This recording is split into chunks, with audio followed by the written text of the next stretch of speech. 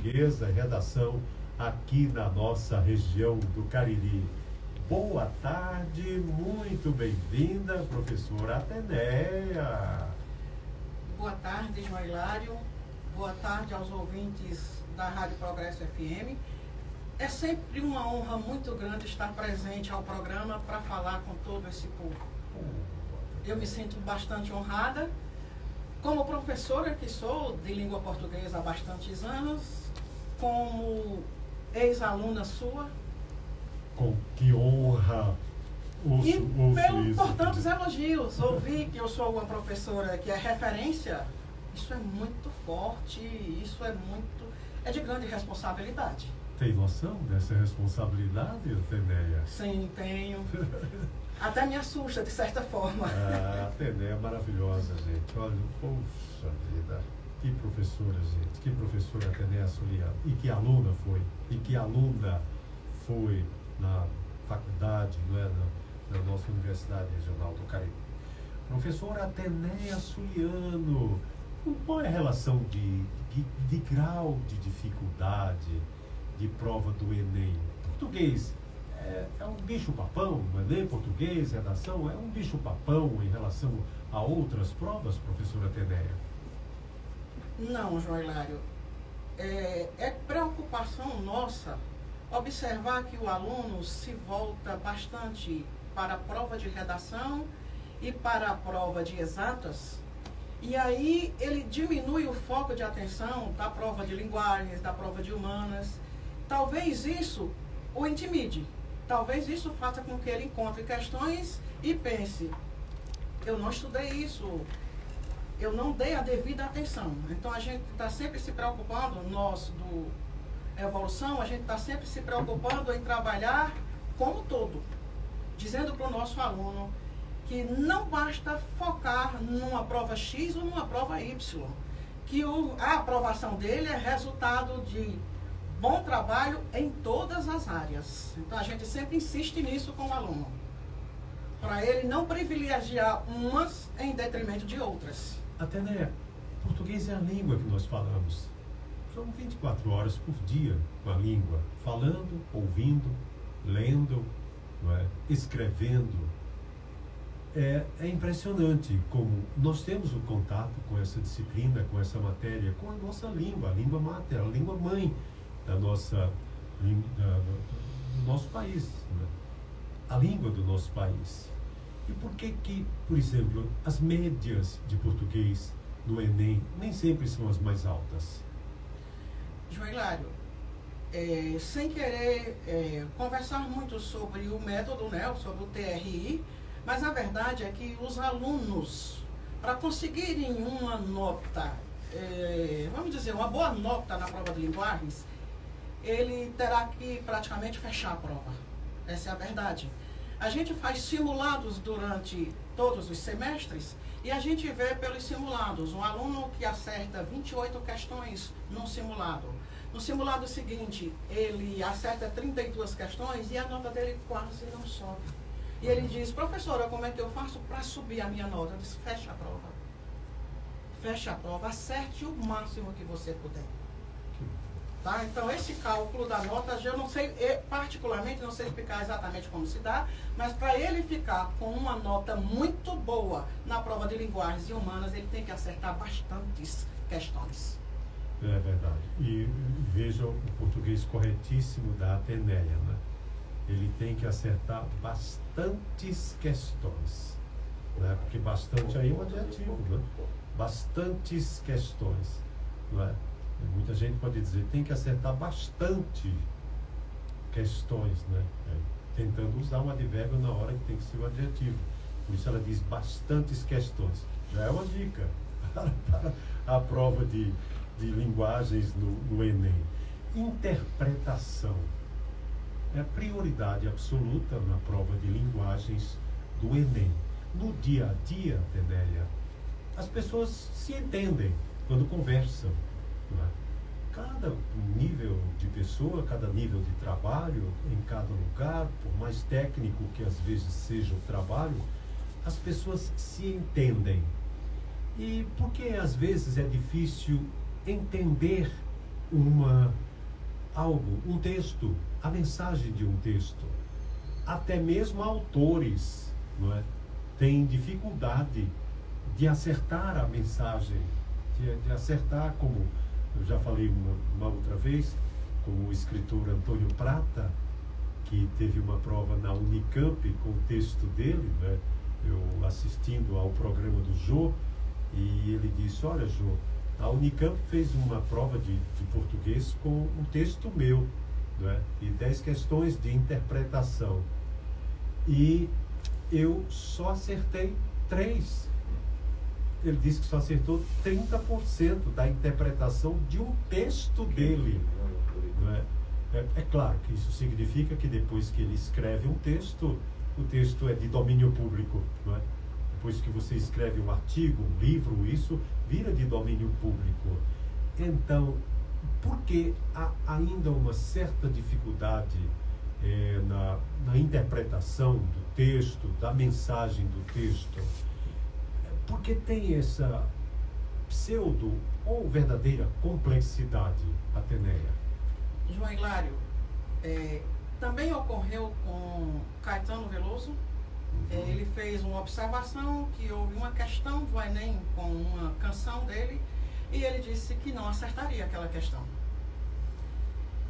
Tentando entender por quê. Há quem diga que para a gente interpretar textos, a gente precisa ler bastante. E aí eu vou além disso, não basta ler. Nós precisamos ler e conversar sobre o que lemos. Então, se é um livro que eu estou lendo, e se eu leio e guardo só para mim o que li, como é que eu vou saber se o meu olhar para aquele texto está coerente? Então, a melhor forma é que eu possa conversar com outra pessoa a respeito do livro, o que nem sempre é possível. Não há, principalmente nesse mundo pré-vestibulano, duas pessoas lendo o mesmo livro. Então eu digo, não basta ler, tem que ler e se debruçar sobre questões. Porque quem elabora a questão não é o autor do texto. Então aí há 2 universos, há o universo de quem produz o texto e há o universo de quem elabora o texto. Então eu acho que o segredo para você se sair bem em questões e provas de interpretação é praticar. E essa prática resolva questões, porque você lê o texto e a questão é como se fosse um interlocutor conversando com você e aí vai conduzindo você para o que é que eu quero que você me responda, como é que eu quero que você analise esse texto. Então é a questão quem diz isso, não basta ler. Há muitas pessoas, professora Ateneia, que gostam de ler. Há pessoas que dizem, li tantos livros, li 10 livros este ano, li 30 livros este ano, tudo. Elas adquirem um hábito de ler, aliás, um hábito sensacional. Ler acrescenta bastante as nossas vidas. Mas há pessoas que no afã de lerem muito acabam lendo de forma superficial. A superficialidade atrapalha na interpretação dos textos? Sim, porque a leitura superficial, que eu chamo de leitura mecânica, então você decodifica tudo que está ali escrito, mas precisa haver um tempo para você pensar sobre o que está ali escrito, até visualizar cenas, visualizar diálogos para você poder dizer que compreendeu o que leu. Então, quando eu vejo alguém me dizendo, eu vejo algum aluno diz assim, professora, eu li 3 livros esse mês. E aí eu penso, como é que foi sua leitura? Que livro você leu? Vamos conversar sobre isso? Às vezes, nessa conversa, se faz necessário que ele retome a leitura, leia novamente, porque ele não viu o que lá estava. Então, ele decodificou, ele acha interessante dizer, eu li 3 livros no mês, mas eu fico pensando, não foi uma leitura ativa, foi uma leitura mecânica. Então, a gente precisa sentar e conversar sobre isso. Quando você lê um texto, quando você lê um livro, né, você faz uma imersão naquela obra, naquele trabalho. Você se insere ali, como você pede, você forma imagens daquilo que você está lendo. Mas muita gente lê de uma forma absolutamente como se fosse um cordeirinho. Tudo que está ali é para a sua assimilação, tudo que está ali você está aprovando. É como você, quando assiste a uma novela de televisão, digamos assim, vamos colocar uma coisa bem mais comum a maioria das pessoas assistir uma novela. E ali você só está acompanhando a história, você se imerge ali na história, você está dentro ali, você está sofrendo com aquele personagem que sofre, você está se alegrando com aquele personagem que se alegra, digamos assim, na leitura. E a leitura crítica e a observação crítica é muito importante que você faça numa leitura, ao ver um filme, ao ver uma televisão. Você vê ali, você lê ali, dizendo, será que isso é assim? Será que isso deveria ser assim? Será que o personagem deveria ser outro? A palavra não poderia ser outra? Tudo é importante essa leitura crítica? Sim, João Hilário, é importante a leitura crítica. É importante o conhecimento de mundo. É importante que você esteja antenado com o que está acontecendo em nosso mundo, para poder você fazer uma ponte entre o que você está lendo e o que é real. E aí você assume um posicionamento crítico, sim.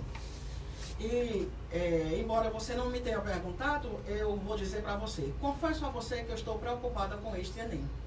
Olha, e aí eu vou dizer por que a minha preocupação. Nós temos agora exatamente a geração pós-Covid. Então, nós temos uma geração que pegou o primeiro ano do ensino médio, pegou o segundo ano do ensino médio, exatamente no período pós-Covid, no período durante a Covid, que a gente estava com aulas online. Então, isso eu acho que, de certa forma, limitou o nosso aluno. Para alguns ampliou, mas para a maioria limitou. Hoje me assusta, João Hilário, a gente dá aula, faz anotações. Eu não tenho como dispensar anotações. E aí, quando a gente vê, o aluno faz só uma fotografia do que está no quadro. E aí eu fico pensando, o que ele faz daquelas fotografias? Isso me preocupa. Eu acho que essa coisa de a gente só encontrar as coisinhas prontas, né? Eu já tenho o resumo do livro online, eu não preciso ler o livro. Isso está limitando o nosso aluno e a gente precisa abrir esses horizontes, né? Precisa ampliar isso. O Enem, eu vou confessar que eu não observei com todo o cuidado a questão do programa de linguagens, tudo. O Enem costuma ser, digamos assim, prego batido e ponta virada, propõe uma coisa e trata essa coisa nas provas? A prova do Enem é muito coerente. Sim. É muito coerente com o que propõe, com o que cobra, com o que está acontecendo em nosso mundo. O Enem está muito atualizado. A gente vê as questões do Enem versando sobre conteúdos e temas que são pertinentes ao nosso mundo atual. Então, tranquilamente. E eu preciso sugerir para os meus alunos que há bastante tempo a gente vem dizendo que funções da linguagem é um conteúdo muito frequente na prova, variações linguísticas é um conteúdo muito frequente na prova. E eu gostaria de sugerir aos alunos que se debruçassem sobre estratégias linguísticas, e patrimônio artístico, porque nós temos hoje uma recorrência, uma incidência de questões muito grande. E as questões de estratégias linguísticas, digamos que a gente, numa prova de 45 questões de linguagens, a gente tem uma média de 20 questões sobre estratégias linguísticas, e isso vem travando o nosso aluno. Ele não está acostumado a buscar no texto do outro as estratégias que o outro usou para seduzir o leitor. Uma curiosidade, Atenéia. É possível um texto para pequena interpretação entre os textos que caem na prova de linguagens? É possível um texto em internetês para a pessoa avaliar ali, para a pessoa interpretar? Sim, sim. Nós temos questões, bastantes questões, eu digo até, sobre a leitura e a produção escrita no mundo virtual. Então, há muitos textos para a gente analisar da linguagem da linguagem usada no texto ao público leitor. Há muita recorrência de questões que tratam sobre o nosso internetês, sim. Então, significa que a gente deve estar atento a tudo isso, até a linguagens, as abreviações hoje tão comuns na internet, e até no nosso colóquio, no dia a dia, não digo no colóquio oral, mas na linguagem escrita de nós no dia a dia, aquelas abreviações de palavras que antes era impensável você escrever você com V e um C só, que são perfeitamente compreensíveis no dia a dia, o também com TB, e assim por diante. Os emojis. A gente vê na prova questões em que há diálogos por meio de emojis. Olha, ou seja, voltado para o público que usa hoje emojis para conversar. Eu até diria que é um novo alfabeto para a gente. Porque há alguns emojis que eu até desconheço. O próprio aluno é quem diz: professora, essa carinha sorrindo não quer dizer só um sorriso, não. Quer dizer isso e isso. Eu disse: olha, isso eu não sabia. Tá? Então é uma aprendizagem diária. Ainda hoje eu tenho uma certa cerimônia para usar emojis na linguagem. Vai que não é bem ainda. Exatamente. Vai que não é bem isso que eu estou querendo dizer. Exatamente. Mas está presente na prova. Tá? Aí eu quero deixar assim, bem marcado para o nosso aluno, que a prova de linguagens é semelhante à redação que ele faz, é semelhante à prova de redação. A diferença é que na prova de redação ele é o produtor.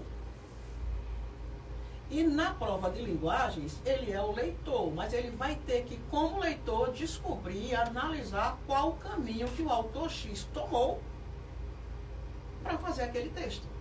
Então, se um autor escreve, por exemplo, sobre, digamos, um tema, vamos pensar aqui, sobre... Pode sugerir um tema? Pode, sim. Tá. Pode. Então, assim, digamos que ele peça para você escrever sobre, eu acho que, saúde mental. Então, se você lê um artigo de opinião de alguém que escreveu sobre saúde mental, observe. Se fez um artigo de opinião, você como candidato tem que saber escrever um gênero dissertativo argumentativo. A questão certamente vai lhe pedir qual foi a estratégia argumentativa que o autor usou para, se não convencer o leitor, fazê-lo respeitar o posicionamento de quem escreveu. Então, do mesmo jeito que você usa estratégias na sua redação, na prova de linguagem você vai ter que olhar e analisar e identificar quais estratégias o autor usou. Para isso você precisa estar ciente de quais estratégias a gente pode usar. Quais estratégias que são frequentes no artigo de opinião.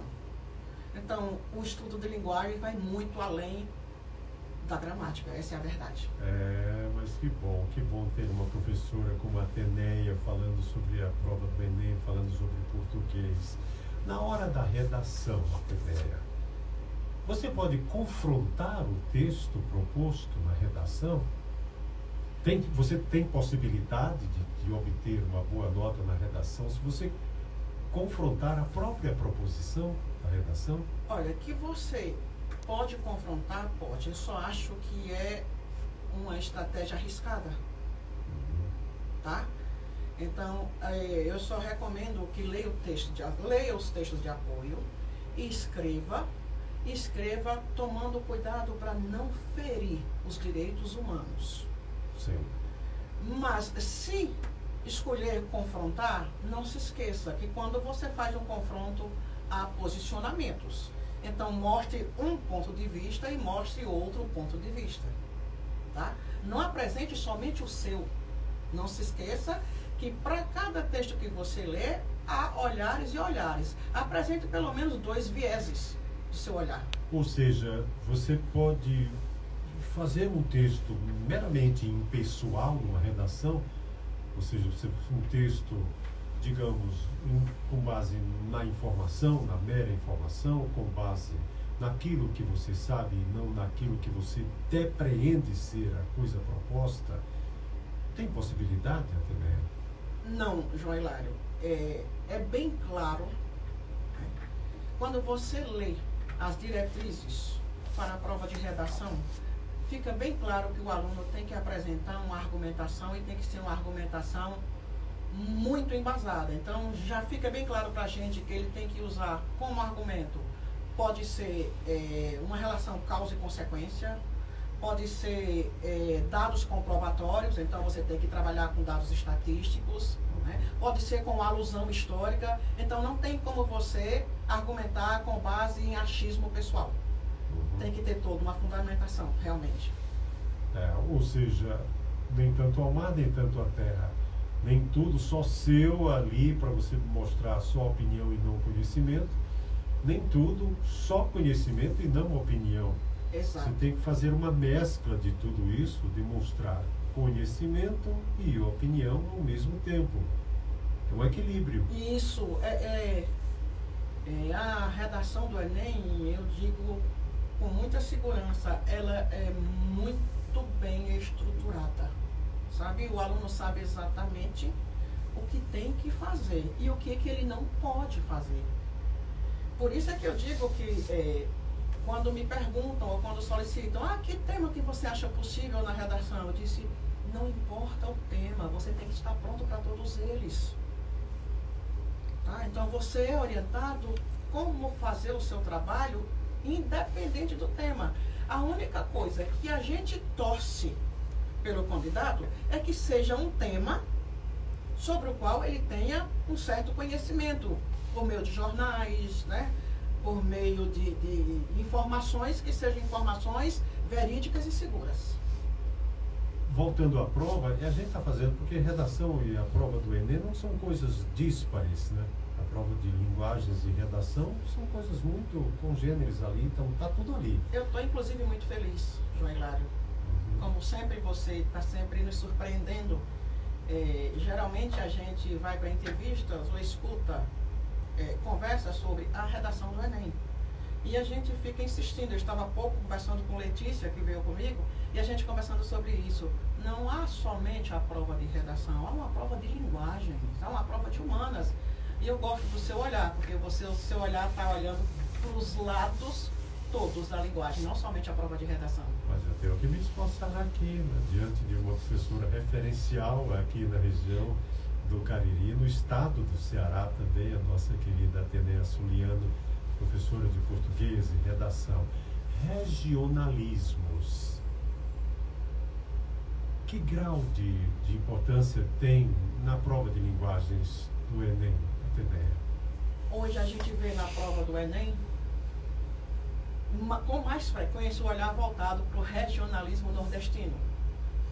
Antes a gente via muito do regionalismo voltado para a região mineira, por conta de Guimarães Rosa e por conta da presença bem marcante das obras de Guimarães Rosa. Hoje a gente já vê textos voltados para o Nordeste, hoje a gente já vê o Patativa do Assaré, né? Hoje a gente já vê textos até da área de humanas falando sobre uma paisagem que é do Nordeste. Então o regionalismo é muito presente. Lembrando para o candidato que regionalismo não tem a ver com erro de linguagem. Regionalismo, fica bem claro para o nosso candidato, que é marca específica de uma região. Como, por exemplo, cabra, eu sempre gosto de usar esse exemplo, somente no Nordeste cabra é gente. Então, usar o termo cabra da peste ou cabra bom, aí eu vou dizer, é um regionalismo, porque é específico do Nordeste. Cabra e às vezes até caba, ou caba bom. Quando a gente diz, por exemplo, o gerúndio aqui no interior, costuma-se muito tirar o D na pronúncia.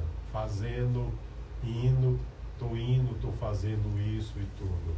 Agora, escrever isso jamais, né, Atenea? Escrever assim como se fala, jamais, né? Isso. Mas verdade é que a gente diz falando, mas a gente não escreve falando, a gente escreve falando. O que não quer dizer que a prova de linguagens não aborde o falando da oralidade, porque nós temos também questões que abordam fonética e fonologia. Claro, importantíssimo isso, né?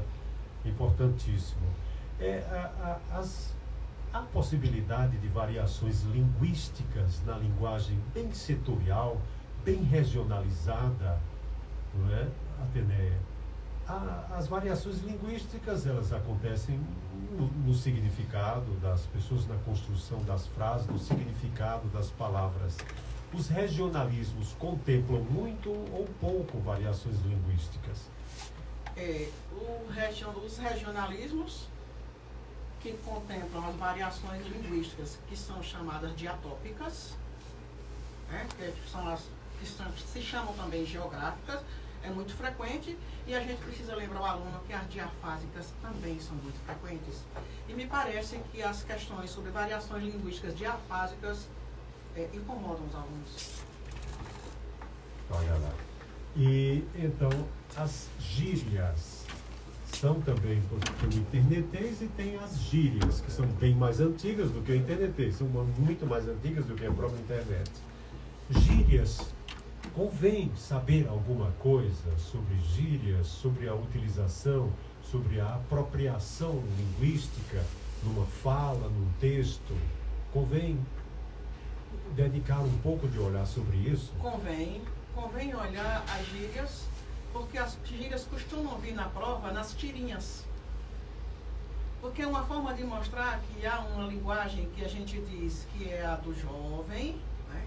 E que há uma linguagem que é aquela que a gente diz já vem se tornando, não é ainda, mas já vem se tornando um arcaísmo.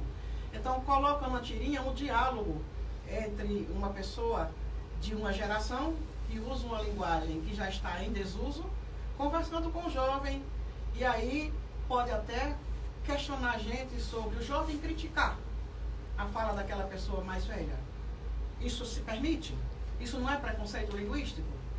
E a gente diz que a palavra-chave, a palavra de vez do Enem se chama dizer não ao preconceito linguístico. É importante, muito importante isso. Já pensou se a gente só tivesse que usar a linguagem mais antiga possível? Se a gente deixasse a linguagem popular de lado numa prova do Enem, seria um atraso descomunal. Neologismos, que não necessariamente gírias, não é? Anglicismos, galicismos, principalmente anglicismos, as palavras que vêm do inglês, que estão povoando a nossa língua portuguesa, ou a prática da nossa linguagem diária. Tem algum peso na prova de linguagens? João Hilário, só dizendo que hoje a gente já não vê mais provas usando o termo anglicismo, tá? Porque aí seria uma forma de privilegiar o idioma inglês. Hoje a gente vê o termo empréstimos linguísticos, porque o nosso português, o português brasileiro, ele traz empréstimos linguísticos do português europeu, que não é necessariamente o nosso português, sim, vem também do inglês, mas vem também do tupi-guarani. Então hoje o termo que a gente usa é empréstimos linguísticos. Os alunos verão na prova, certamente verão, porque sempre há uma questão que fala sobre isso, sobre empréstimos linguísticos. Vale a pena olhar um pouco sobre isso. E neologismos, sim. E reforçando principalmente para o nosso candidato, né, João Hilário? O neologismo, o próprio nome diz, é uma palavra nova, mas não é uma palavra que cai do céu, tá? Não é uma palavra que você cria do nada. Não se esqueça que o neologismo, ele surge, ele aparece a partir de uma palavra pré-existente. Então, se já temos, ainda que seja do regionalismo, se nós já temos o oxente, e eu escuto você dizer oxente muitas vezes, eu posso olhar para você e dizer assim, vamos parar de tanto oxentismo? Aí o oxentismo é um neologismo que nasceu do oxente, que é do nosso regionalismo. Então, o neologismo sempre vem de uma palavra pré-existente, tá? A gramática em si, a sintaxe, todas essas regras da língua portuguesa estão deixadas de lado efetivamente numa prova de português, ou estão ali, digamos assim, estão imersas na própria linguagem, na própria interpretação de texto? Há um rigor muito grande na interpretação de texto quanto à sintaxe, todas as colocações, as figuras de linguagem. Que peso tem isso na prova, Ateneia? Como no Evolução Cursos eu trabalho especificamente com gramática, né? Eu sou a professora de gramática, essa é uma uma frente, que a gente lá chama cada uma área de frente, né? Então, a frente de gramática, poucos professores querem. E aí ainda se sentem um pouco ameaçados pelo Enem, porque diz a gramática não cai no Enem. E isso, para mim, me tira um sorriso. Porque não é verdade que o Enem não queira a gramática. Nós temos a gramática, que é a habilidade 27 da matriz do Enem oficial. E essa habilidade 27 traz a gramática na redação, que é a competência 1. Então, você precisa saber gramática para você não cometer erros de concordância, de regência, de acentuação e de pontuação. Isso na prova de redação. E na prova de linguagens, precisamos entender que se eu não sei gramática, como é que eu vou reconhecer um hipérbato no texto? Eu não tenho como reconhecer um hipérbato, que é uma inversão na ordem dos termos, se eu não souber qual é a ordem dos termos na oração. Tá? Então, como é que eu vou reconhecer um polissínteto se eu não sei o que é uma conjunção coordenativa? Como é que eu vou reconhecer a repetição da conjunção coordenativa num polissínteto? Então, não há como a gente se distanciar da gramática. Só precisa lembrar que a gramática, ela não tem o valor em si. A gramática é ferramenta. E sempre foi ferramenta. É verdade, sim. Se você usar muita literação, se você repetir demais as palavras escritas com a mesma letra no começo, se você não tiver uma concatenação da coisa, se você está tudo ali, né? Está incluso ali, se não necessariamente com todos os nomes dessas figuras, que são tantas, né? Mas deve estar tudo ali, eu não tenho dúvida em relação a isso. A propósito, aliás, Ateneia, o nosso querido Antônio Josimar, formado em Direito, foi professor também, está se formando em Gestão Pública na UFCA, está dizendo: meus cumprimentos à maravilhosa colega Ateneia Suliano, e botou maravilhosa com todas as letras maiúsculas, e eu quero assinar embaixo, viu, querido Josimar? Que bom, que bom. Ateneia maravilhosa, aí muitos emojis com beijinhos. A nossa querida Cida Lima, abraço Cida. Professora, então quem escreve não tem a segurança do que está escrevendo. Então, os que vão julgar a interpretação estão corretos? Isso não é desviar a essência do autor? Pergunta do nosso Marcelo Rocha.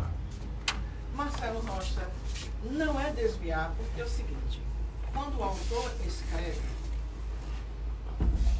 eu costumo dizer, não há texto que a gente possa considerar um texto impessoal. Porque quem escreve um texto é a pessoa. Até a escolha das palavras é uma pessoa que faz. Então, há no texto que a gente coloca marcas de impessoalidade, que é o verbo na terceira pessoa, com a partícula si, mas, na verdade, ali está o autor. Então, desde que a gente conhece o estilo do autor, e a gente olha para o texto que está escrito, e com base nos dados que estão no texto, a gente pode inferir, sim. Então, a gente não estará desviando, não. A gente está se aproximando. Agora, a gente está vendo no texto do autor coisas que ele sequer pensou quando colocou. Mas a gente não consegue se abstrair do próprio texto. Você concorda comigo, Marcelo? Então, quem olha para o texto que escreve, por mais que tente, não consegue abstrair-se dele. E quem está de fora, lê o texto com outros olhos. Isso é fato. Boa tarde, essa professora é nota 1000, foi professora do meu filho no Objetivo, show, que nos diz aqui a Valdelice. Mande um abraço para minha professora Ateneia, ela foi a minha professora lá no SEJA, não sei se ela se lembra de nós, faz um tempinho, nos diz aqui o nosso Francisco José. Tem outras aqui, peraí. Parabéns, João Hilário, entrevista maravilhosa com a professora referência Ateneia. Sou José Wagner e sou da área. Que ótima entrevista. Que Wagner, um abraço, Wagner. Somos colegas, sim. Josimar foi colega da minha mãe, foi colega do meu irmão e foi meu colega, né? Estamos em família, Josimar. Cida também, um abraço para você, Cida. Tantos ex-alunos aí me mandando abraços. Ele foi meu colega. Você sabe que o Josimar, quando era aluno, hoje correspondente à 5ª, 6ª série, ele criou lá em Barbalha um jornal chamado A Voz, jornalzinho escrito, periódico, chamado A Voz, né? Ele já gostava disso naquele tempo, estudante do ensino fundamental. Ele criou o jornal A Voz. Fomos colegas, amigos e somos compadres. Eu sou padrinho de 2 filhos dele, um de crisma, que é o segundo, e um de batismo, que é o Ramiz. Meu querido amigo. E eu tenho a oportunidade de ver, inclusive, as fotos que ele posta com você, né, com o Betilde, né, com ex-colegas do Colégio Salesiano. Ele está sempre fazendo com os águias de Barbalha, ele está sempre fazendo postagens, né? Que bom, sim, Ateneia. Bom, boa tarde, João Hilário. Parabéns pela entrevista com a professora Ateneia. Valiosas dicas e uma verdadeira aula de português. Um abraço que nos diz a Paula Maria. Obrigado, Paula. Grande abraço. João, Ateneia é realmente muito importante. Você está proporcionando uma verdadeira aula para os seus ouvintes. Parabéns a Ateneia e a você. Abraços para os dois. A nossa querida professora Glória Maria. Né? Ah, Glória. Glória me descobriu professora logo no 2º semestre da faculdade. Ela já olhava para mim, a professora Glória, e já dizia: você vai ser professora de português. Perfeitamente. Bom, a profecia se cumpriu, viu, professora Glória? E olha que professora, hein, Glória? A nossa querida professora Glória. Isaac Menezes, lá de Portugal, melhor professor em todos os tempos. Amo de paixão, lá em Portugal, falando isso, Isaac Menezes. Pois é, Isaac, e a gente nem precisa lembrar do tempo que você, um menino ainda, me dando um pouquinho de trabalho na escola, hein? Mas você sempre gostou de linguagem. Eu não sei como é que você se saía em exatas. O Isaac era muito dinâmico, sempre aquele astral dele maravilhoso, querido Isaac. Um abraço bem forte. Francisquinho, das igrejas, boa tarde. Professora do meu dia a dia. Dia a dia. Boa tarde, professora do meu dia a dia. Nosso querido Francisquinho, maravilhoso. Inclusão de pessoas com transtorno educacional é um tema possível para a redação? Quais os temas possíveis que a professora pode citar para a redação? Boa pergunta do nosso querido ouvinte, professor Hilton. Um abraço, querido professor Hilton. Professor Hilton, eu não sei se a inclusão de pessoas com transtornos será um tema possível, porque já houve um tema semelhante, bem próximo, né? Eu acho que há 3 anos. Então, não sei se isso pode ocorrer com um outro subtítulo, não sei. Mas eu acho que saúde mental, eu acho que isso é um tema interessante.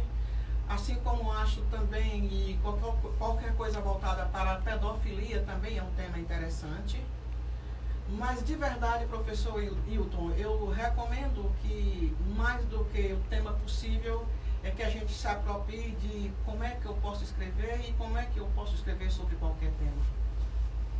Termos técnicos, tem alguma chance da prova de linguagens no Enem, Ateneia? Termos técnicos, eu acho que só como menção, que é o que eles vão chamar de jargões, né? Para você reconhecer jargões. Fora isso, não creio, porque a não ser que seja algum voltado para a internet, porque a gente sabe que a linguagem da internet é a linguagem e estará presente na prova de linguagem, sim. Fora isso, eu não creio. Muito bem. Bom, que dicas finais você dá aos estudantes para fazer a prova de linguagem? Será logo no primeiro dia, né, Ateneia? Isso. Dia 3, né? Domingo, dia 3, será a prova de linguagens humanas e a prova de redação. Se eu conheço a Ateneia, já não gosta muito de usar a palavra dicas, né? Orientações, né? Direções para os nossos queridos estudantes que vão fazer o Enem no próximo domingo. São muitos milhares também aqui na região do Cariri. Eu realmente não gosto de dicas, nem gosto de dar dicas, mas eu gosto de recomendar. E uma das recomendações é, se você está no processo de revisão, Até sexta-feira é período de revisão. Passou de sexta-feira, por favor, descanse. Descanse, porque você precisa estar com a mente aquietada para poder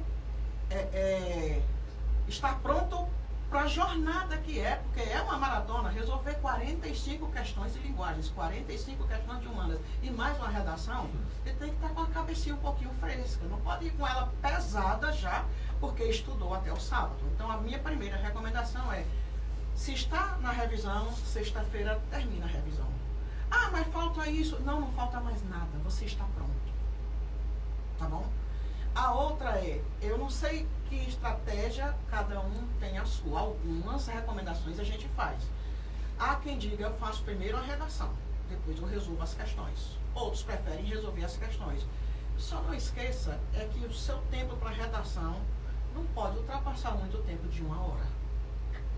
Porque se seu tempo para a redação ultrapassar 1 hora, certamente você vai sacrificar algumas questões da prova de linguagens.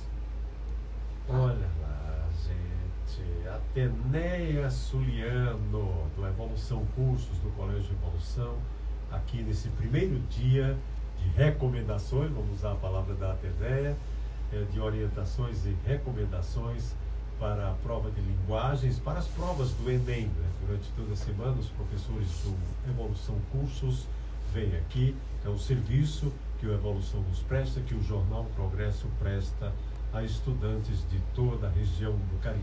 Espero que todos tenham aproveitado bem a palavra da professora Atenéia, que é uma... Bom, todos os nossos ouvintes que já se referiram a ela, e sempre me refiro a ela como uma grande referência, uma pessoa extraordinária, nossa querida professora Atenéia Suliano. Atenéia, olha, já estou doido que chegue o próximo Enem, para você vir novamente aqui, querida.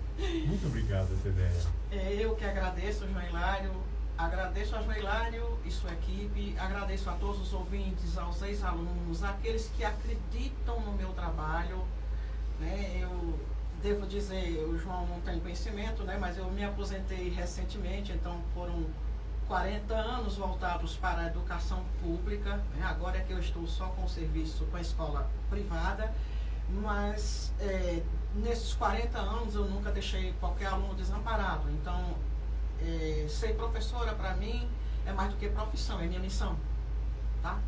Então, sempre que precisar, inclusive professor João Hilário do seu programa, sempre que precisar eu estaria à disposição. E ao Evolução Cursos e ao Colégio Evolução, porque eu só faço em que eu acredito. Eu acredito no Colégio Evolução, eu acredito no curso Evolução, é por isso que lá estou.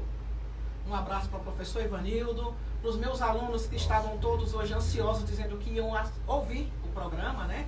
Então agradeço a todo mundo que acredita que é a educação quem vai fazer a diferença nesse mundo. Oh, que bom. Atenéia Suliano, gente. Atenéia, gratíssimo pela sua vinda aqui nesta segunda-feira, início de semana. Uma semana muito boa para todos os estudantes que vão prestar o Enem no próximo domingo. Então, hoje, primeira professora do Evolução Cursos a vir para o nosso Jornal Progresso, a grande, a querida Atenéia Suliano. João, só um instante. Pois não, Atenéia? Eu não podia deixar de falar, embora seja voltado para o meu trabalho, mas os meus pais estão ouvindo atenciosamente o programa, e eu queria um abraço para os meus pais e para os meus irmãos que estão escutando, tá? Dona Ivone Suliano está lá atenta, seu José Brito também está lá atento. Dona Ivone e seu José, olha que pais orgulhosos, corujos, tenho certeza que estão dizendo lá, a Atenéia está abafando no rádio e está mesmo maravilhosa. E minhas filhas estão aqui mandando fotos para mim já de como elas estão vibrando. Beijo Mariana, beijo Ana Clara. Que gerações, né? Tudo em torno de uma professora extraordinária que é a nossa querida Atenéia Suliano, ao vivo no Jornal Progresso. No Hospital Santo Antônio de Barbalho.